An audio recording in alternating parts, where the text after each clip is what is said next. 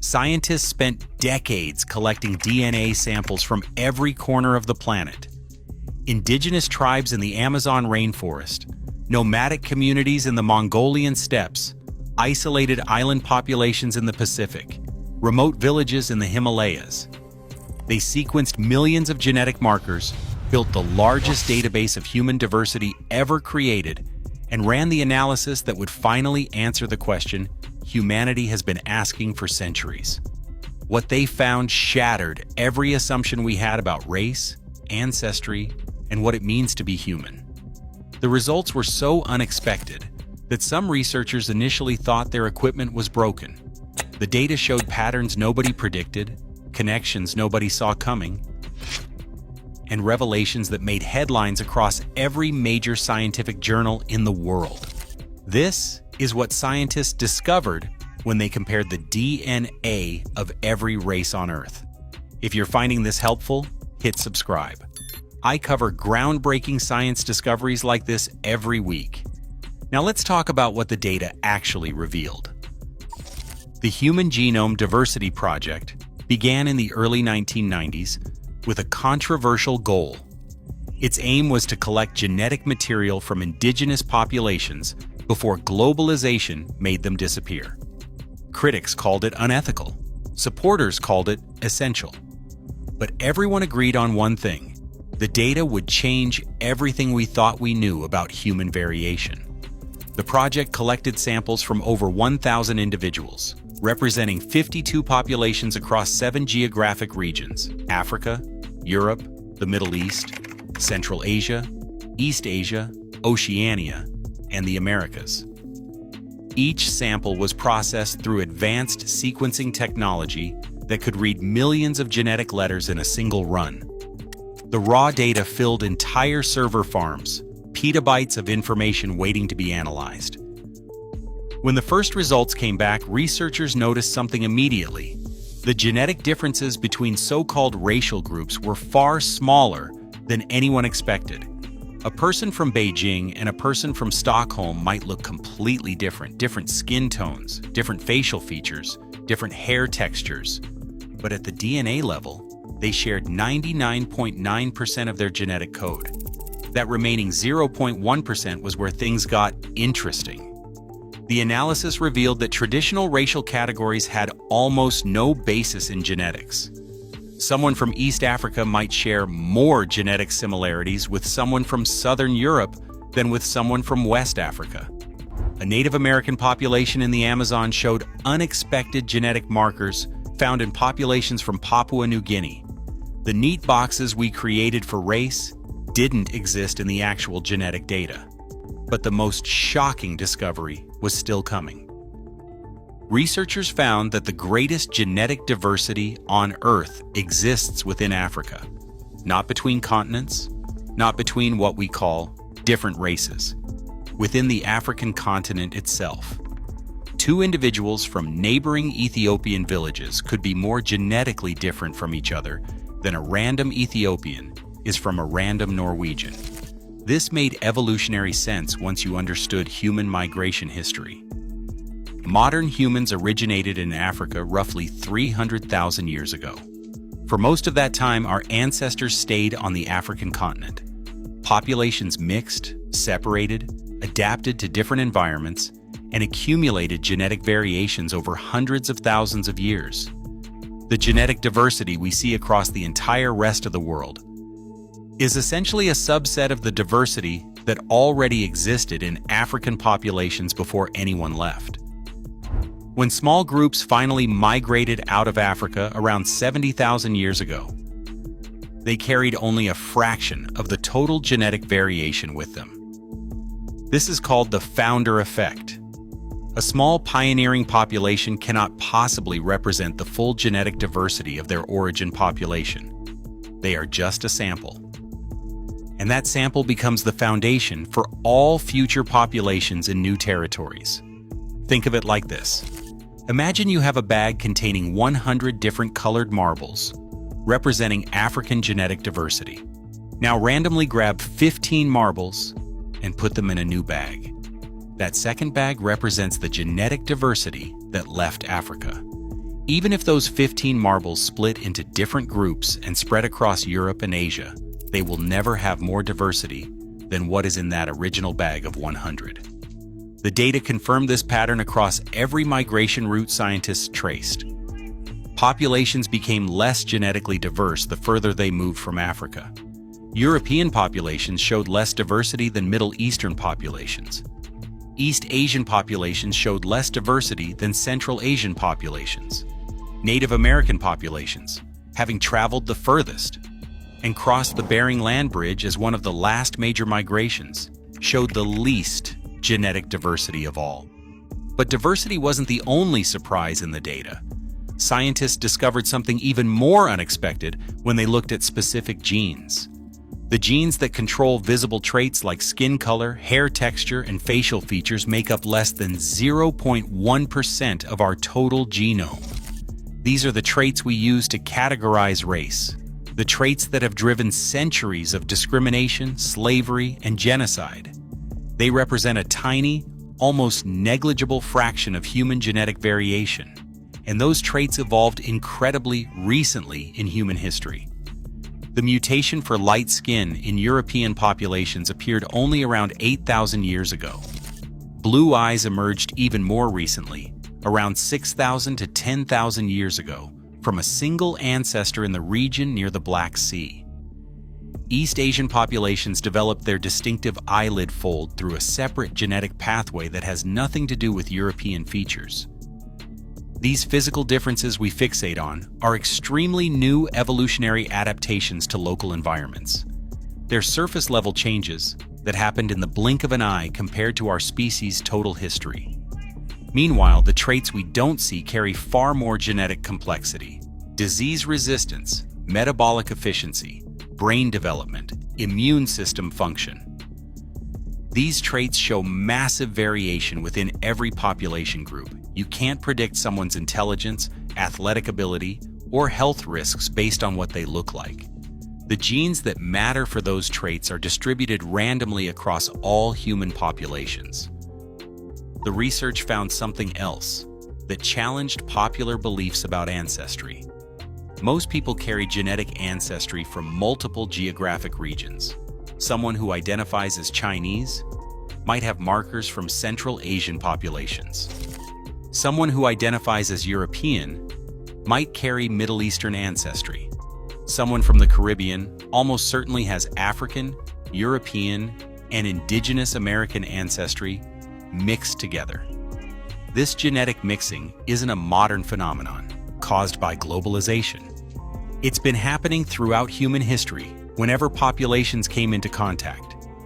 Ancient DNA studies revealed that Europeans today carry genetic material from at least 3 distinct ancestral populations: early European farmers, indigenous hunter-gatherers, and Yamnaya herders from the Eurasian steppes. None of these groups were pure or isolated. They were already mixtures of earlier populations. The same pattern shows up everywhere scientists looked. East Asians carry ancestry from multiple migration waves. Pacific Islanders descend from at least 2 separate colonization events, mixing Austronesian seafarers with indigenous populations. Even populations we think of as isolated show evidence of gene flow from neighboring groups over thousands of years. The data completely demolish the concept of racial purity. There has never been a pure race. There has never been an isolated population that didn't mix with others, given enough time and opportunity. The entire idea that you can draw clean genetic lines between racial groups falls apart under genomic analysis.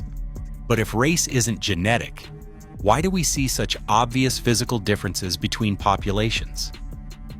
The answer lies in adaptation to local environments. When human populations spread across the globe, they encountered wildly different climates, altitudes, sun exposure levels, and disease pressures. Natural selection favored traits that helped survival in those specific conditions. Dark skin protected against intense ultraviolet radiation near the equator. Light skin allowed better vitamin D synthesis in northern latitudes with less sunlight. The epicanthic fold in East Asian populations may have helped protect eyes from cold winds and bright snow glare. These adaptations happened independently in different populations facing similar environmental pressures, a pattern known as convergent evolution. Populations in southern India and Aboriginal Australians both evolved dark skin, despite being genetically distinct and geographically separated. Their skin color evolved convergently because both groups lived in regions with intense sun exposure. The underlying genetic mutations that created dark skin in each population are different. They arrived at the same solution through different genetic pathways. Scientists call this convergent evolution. It is the same reason why dolphins and sharks both have streamlined bodies and fins, despite one being a mammal and the other being a fish. Similar environmental pressures produce similar solutions even when the underlying biology takes different routes to get there. The environmental adaptation story gets even more interesting when you look at traits that do not fit neat geographic patterns. The ability to digest lactose into adulthood appears in populations that historically raised dairy cattle, including Northern European populations, East African pastoralist groups, and some Central Asian communities. But it is absent in most East Asian populations, and many African groups despite those regions being geographically close to populations that have the trait. The trait spread based on culture and dairy farming practices, not based on racial categories. High-altitude adaptations show similar patterns. Tibetan populations develop genetic changes that help them process oxygen more efficiently at extreme elevations. Andean populations in South America evolved different genetic adaptations to achieve the same result. Both groups can survive at altitudes that would cause serious health problems for lowland populations, but they got there through completely different genetic mechanisms because they adapted independently to similar environmental challenges. The genetic data revealed one more crucial finding that researchers initially struggled to explain. Some genetic traits associated with disease susceptibility do cluster in certain geographic populations. Sickle cell anemia appears more frequently in people with West African ancestry. Tay-Sachs disease shows higher rates in Ashkenazi Jewish populations. Cystic fibrosis affects European populations more than others. These patterns initially seemed to support the idea that race had genetic meaning. But deeper analysis told a different story. These disease variants did not spread because of race. They spread because they provided survival advantages against specific local threats. The sickle cell mutation protects against malaria, which was endemic in West Africa. Having one copy of the gene provided resistance to malaria without causing sickle cell disease. Natural selection favored that mutation in regions where malaria was a major killer, regardless of what racial category we would assign to those populations. The same pattern explains other geographic disease clusters. They are not evidence of fundamental genetic differences between races. They are evidence of local evolutionary responses to specific environmental threats. A West African person and a Southern European person from a historically malarious region might both carry malaria resistance genes despite being classified as different races. Meanwhile, two people we would categorize as the same race could have completely different disease susceptibility if their ancestors came from regions with different disease pressures. The genomic data fundamentally challenged the medical practice of using race as a proxy for genetic risk. A doctor who assumes all patients of a certain race share the same genetic disease risks is making dangerous assumptions that are not supported by the actual science. Individual genetic testing provides far more accurate risk assessment than racial categories ever could. So if race is not genetic, where did the concept come from? The idea of distinct human races emerged in the 1700s and the 1800s when European scientists tried to classify human diversity the same way they classified plants and animals. They created hierarchies based on physical appearance and cultural practices.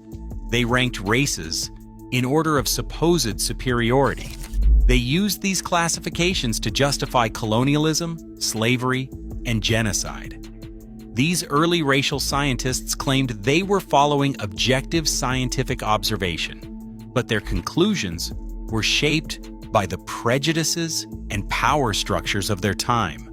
They saw differences in technology and social organization between populations and attributed those differences to innate biological inferiority rather than to historical and environmental circumstances. They turned temporary cultural differences into permanent genetic categories. Modern genetics completely dismantled these racial hierarchies. The traits that early race scientists used to define and rank races have no correlation with intelligence, morality, civilization level, or any other measure of human worth. The tiny genetic differences that do exist between populations are neutral or adaptive to local conditions. They do not support any ranking of superior versus inferior groups. But perhaps the most important finding from comparing DNA across populations is not what we found. It is what we did not find. Scientists did not find genetic justification for borders. They did not find support for racial nationalism.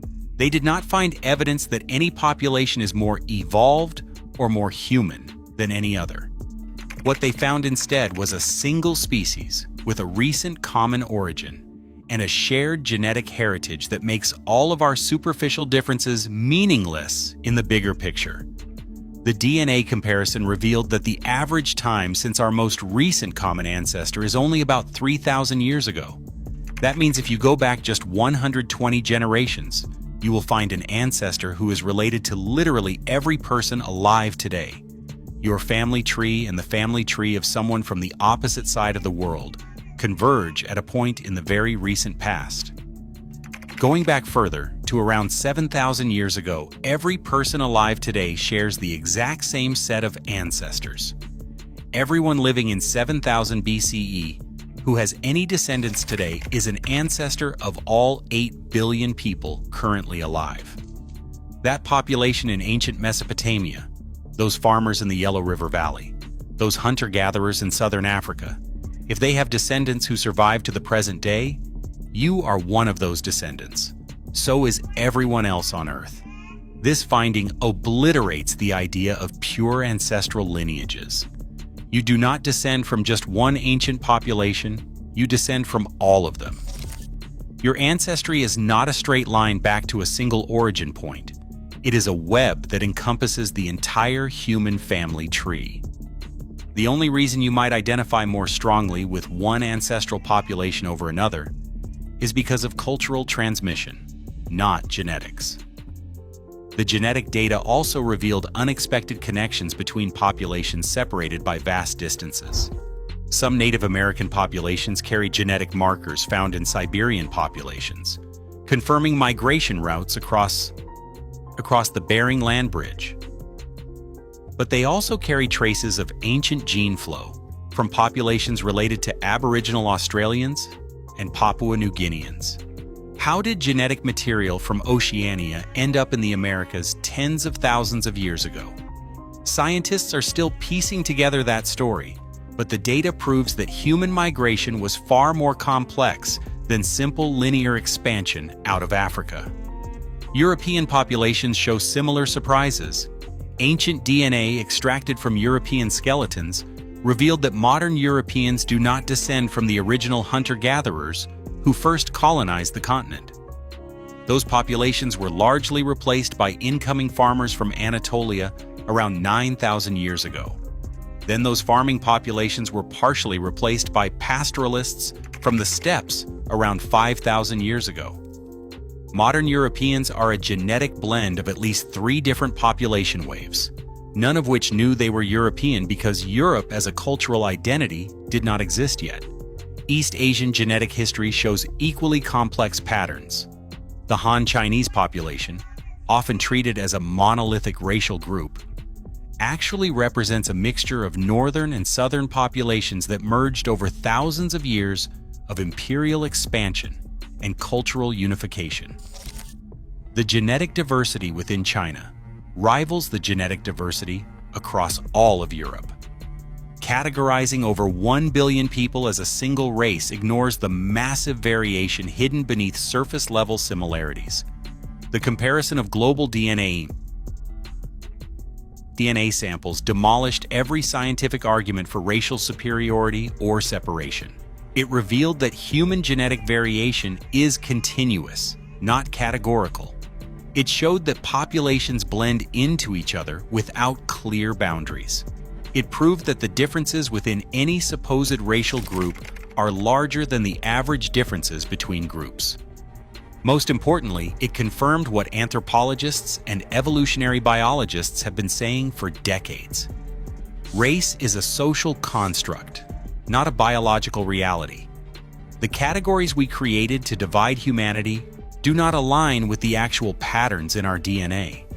We invented race to justify social hierarchies, and then convinced ourselves those hierarchies reflected natural biological divisions. The genetic data proves they never did. This does not mean that racism does not have real effects. Social categories based on race have shaped access to resources, opportunities, and power for centuries. The lived experiences of people categorized into different racial groups are vastly different, even if the genetic basis for those categories is non-existent. Understanding that race is not genetic does not erase the very real social and economic consequences of racism. But it does mean we cannot hide behind claims of natural differences or biological destiny.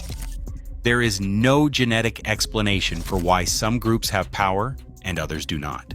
There is no DNA-based reason why resources should be distributed unequally. The disparities we see in wealth, health, education, and opportunity are products of historical and ongoing social systems, not inevitable results of genetic differences between populations. The scientists who compared DNA from every corner of Earth gave us a tool to dismantle centuries of pseudoscientific racism. They proved that beneath our superficial differences, we are far more alike than we are different. They showed that human diversity is a beautiful spectrum of adaptation and variation, not a hierarchy of better and worse. They confirmed that we are all part of one human family with a shared ancestry and a common future. The results did not just shock everyone. They changed everything we thought we knew about what it means to be human. And they gave us the evidence we needed to finally move past the destructive fiction of biological race. What we choose to do with that evidence is up to us.